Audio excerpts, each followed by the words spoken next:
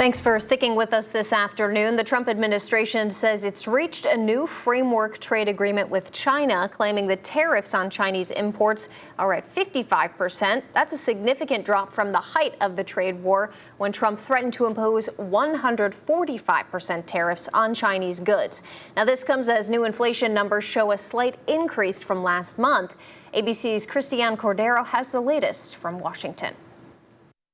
Today, President Trump's trade war between the world's two largest economies appears to be cooling. After marathon talks in London this week, Trump claimed on social media the U.S. will now set a still hefty 55% tariff on Chinese imports.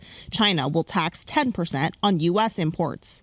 If China will course correct by upholding its end of the initial trade agreement we outlined in Geneva, and I believe after our talks in London they will, then the rebalancing of the world's two largest economies is possible. The U.S. and China had previously ramped up their tariffs to 145% and 125%, respectively.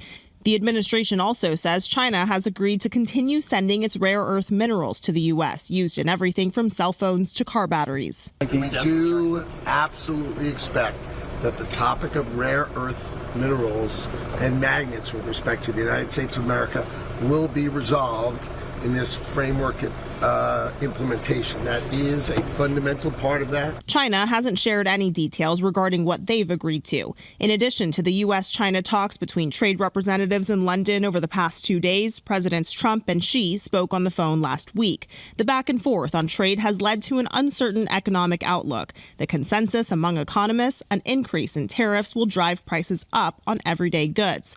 With many of Trump's steepest tariffs on pause, today new numbers show a slight and expected uptick in inflation, up 2.4% compared to last year and 0.1% from last month. On the inflation report, the price of raw ground beef is up about 10% compared to 1 year ago. Last month, the administration paused cattle imports from Mexico, citing the spread of a parasite. The USDA says that pause will likely last through the end of the year. Christiane Cordero, ABC News, Washington.